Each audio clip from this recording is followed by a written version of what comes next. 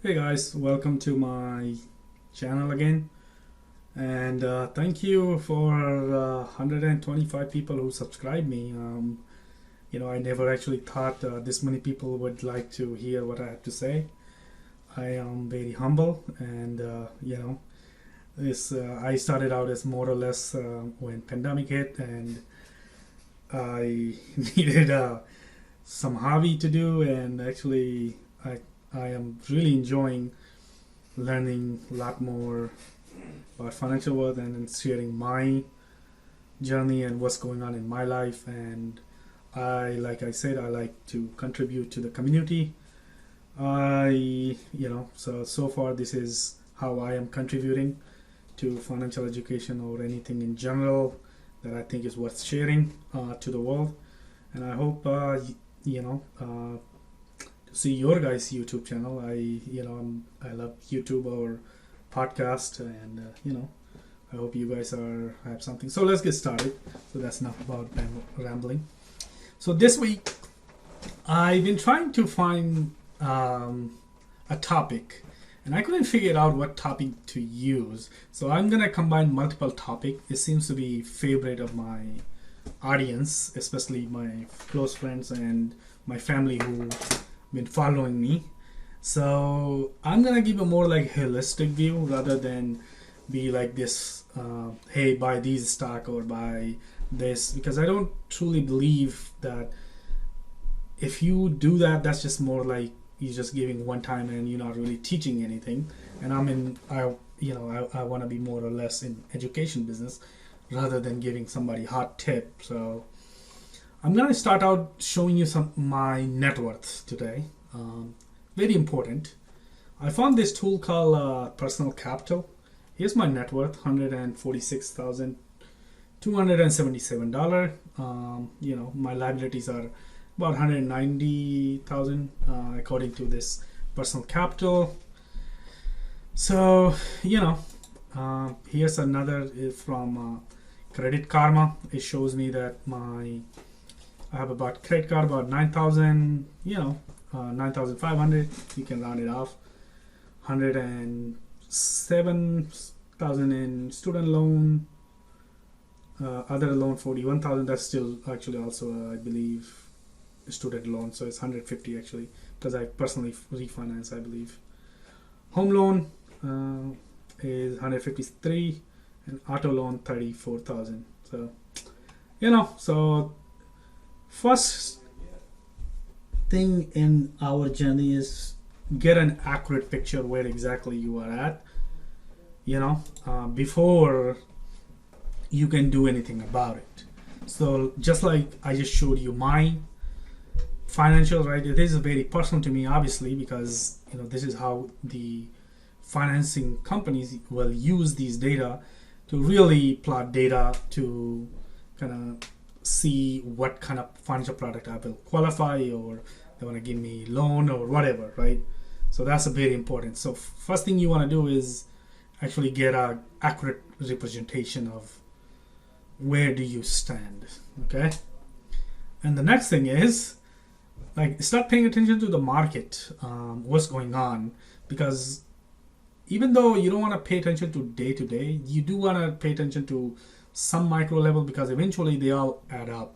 Like some news, for example, one that caught my attention, right? There has been many news, but one news that really caught my attention is this Evergrande going under in China. And as you know, they own a lot of businesses in China, and they're the second largest real estate company / they own literally a lot of other businesses, and they can't really pay off their debt now. So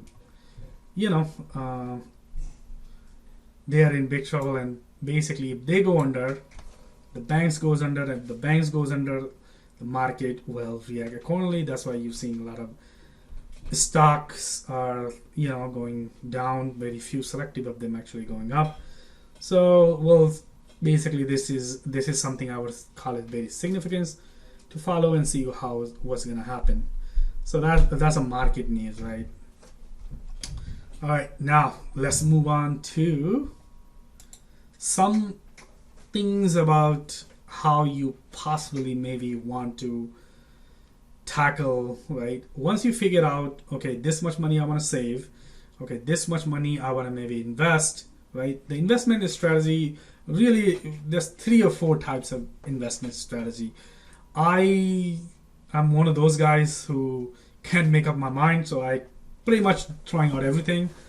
I don't know. I am one of those guys. So if you want to do purely dividend, you could do what I have a stock right here. It's called, basically you have Kings. They get these companies get a status after 50 years. Very safe companies, right? Most of the time, you can invest in aristocrats after the company been for 25 years or more. They're paying dividend, and they haven't missed it. So that's that. Or you can invest in, like, let's say, income driven approach, which is like you buy a company, that company pays you monthly dividends. So that's like more like a retiree. Even some bond actually pays that kind of amount of money. Or you can actually, invest in real estate, so that pays monthly, right? It has its own positives investing in real estate, I would say, than actually investing in real estate in a stock. But either way, you're investing somewhere. Then you have a growth mindset, right?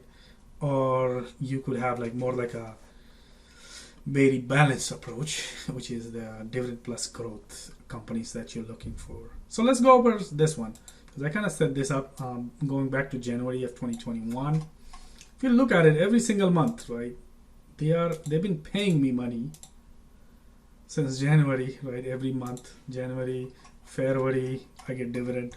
I mean, it's not much, but think of it, because I haven't really put that much money, right? I'll show you how much money I have in there. Literally every single month I'm getting dividend, right? Honestly. So here's about $2,925. That's what I have, about $3,000. Depending on how up and down, right, the market is. Let's look at my monthly.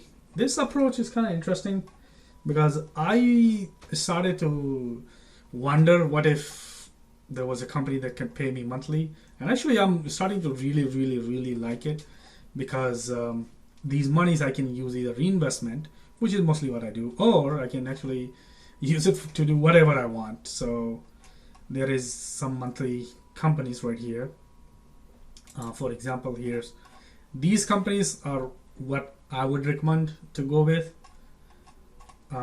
These ones here in ETF, these are if I have it, because eventually my goal is to get into ETF. But the thing is, a lot of time they eat up in your, buying the ETF, and they're either very expensive in prices, or they're just not paying enough dividend, so in monthly cases. So that's that. Oh, I forgot to show you guys my Kings company. Let's look at my Kings. Here are the holdings.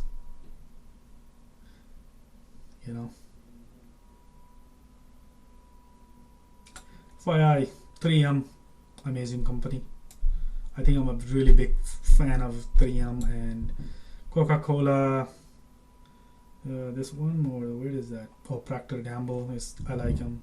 I love Dove. Then let me show you Aristocrats. For fairly younger companies, Cintas is really good. I like Chevron. They're really doing innovative work in green technologies. AT&T, it's fine, even though they're gonna cut their dividend for now. Clorox is good company, because pandemic or not, you still need to kill those bacteria / cleaning products, and really overall really good company. I like their products. McDonald's, people, they're just everywhere. Pepsi, Walgreens, Walmart is amazing. Walmart and Target, I would say, is the best company you can own at this point. Okay, let me show you the one that I just did, which is a growth mindset. I don't think I have ever shown you guys. I'm calling it investment for the future. I don't know. I am trying to come up with a creative name. I think this is about 10 companies in here.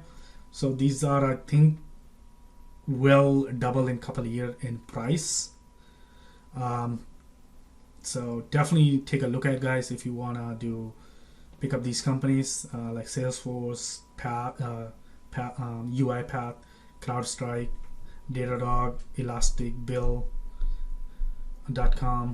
Freshwork, Cloudflare, Snowflake, and Cloudera. All of these things have one thing in common. They are actually more or less like SaaS products, right? So their exponential growth is very, very high. Therefore, I do think they will become a bigger company. If not, they will get acquired by a bigger company. So either way, it's worth put about $1,000. I would say $100 in each one of these company, and that's my goal right now. About $500. I'm down in about, I guess. I am. Thought I put in.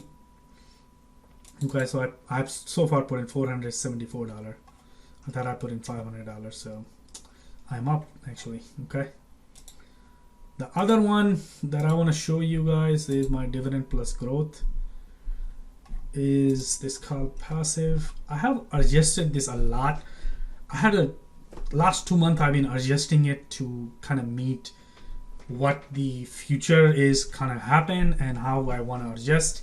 Some of very first thing you will notice about how I have engineered is this 10% in artificial intelligence, lithium battery 10%, and technology 10%, autonomous vehicle 10%, right?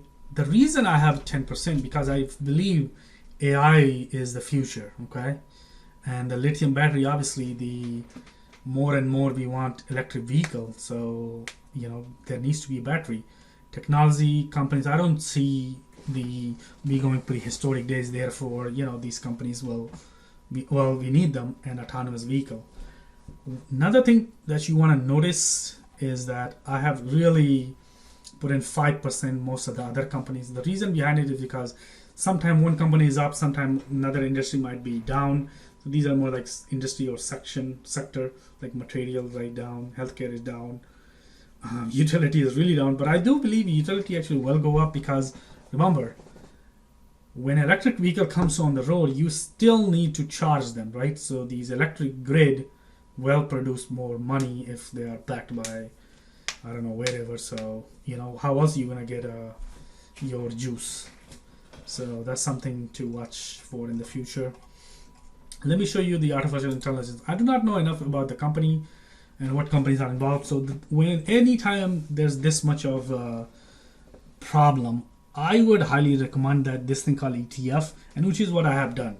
I have bought into ETF called bots, and they are expert who done the research, and they are picking the companies. I don't have to do anything. In return, they get a small portion of my, it's a fee, I believe 1% or something. So think about that if you're not involved in any industry that you know a lot about. So I do not know a lot about, even though I'm in IT, I do not know a lot about artificial intelligence or its development. Therefore, I don't know who's doing well or not. And I much rather own a bunch of company through the ETF rather than owning just one. Same thing for lithium battery, guys. I'm using LIT. Again, I do not know which company is gonna do well or not, so it's better bet is go through ETF.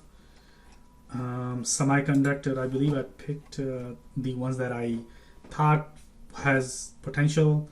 Like these are US companies, obviously, Nvidia, Qualcomm, Texas Instrument, Intel, and AMD. Chances of they are gonna be in the future, regardless of wherever the semiconductor goes. There's another one, it's called Genomic and Biotechnology. This one, I'm not sure how much we're gonna make future, but it's good to hedge against it, right? So put in 5%, and here it's called Genome this is another ETF by Global X. Clean energy is also ranked by Global X. I am putting in ETF because I do not know enough about clean energy. Yes, I have done a lot of research in the past, but I realized that sometime one country is going up, sometime another. So better to just put it and forget it. Technology. Here are my top picks: Accenture, Microsoft, Apple, Booz Allen Hamilton, Google, Alibaba, and Facebook. I do think they are gonna be the really key in the future. They're gonna play whatever technology happen to be. Autonomous electric vehicle. I again chose to do ETF called Drive. Again, I do not know all of the companies that are involved, and there's way too many companies who are just gone through startup phase, and for me to keep up with them all is very, very hard. So all the others, utility and stuff, these are just, your regular old Dominion, Southern, Duke, and NEE. Just, all I do now, I have automated my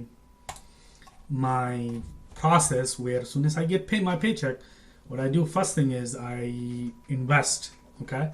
The next thing I do saving. That what I mean by investing, right, is that first thing is my 401k. Right. I have instructed my employer, hey, please take out 5% of my paycheck and put it on towards my retirement, right? Because I do believe in that one day when I get old, I may need that money. The next thing I do after that is maybe take out $100 or $200. I put it in these stocks that I have. The way I do that, all I have to do is, because now I don't really go for when like I get the money, like, oh, which company should I buy or which company should I not? Because all I do, I'm like, okay, maybe I want to put in this time, I want to put it in dividend plus growth. All I say is deposit, and then I just say, hey, from where? That's it. Even I can automate that, but I don't want to, because sometimes, things comes out and you might actually need, but majority of the case, that's what I do. The next thing I do is actually save some money, right? Because as you may have known, may or may not know, I do not have big cash cushion in terms of like emergency savings. So that's my next goal that I've been hitting. I would say very early stages in like $5,000.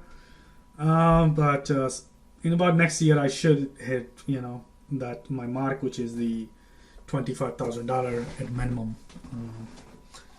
So I am planning to save aggressively next year. What else?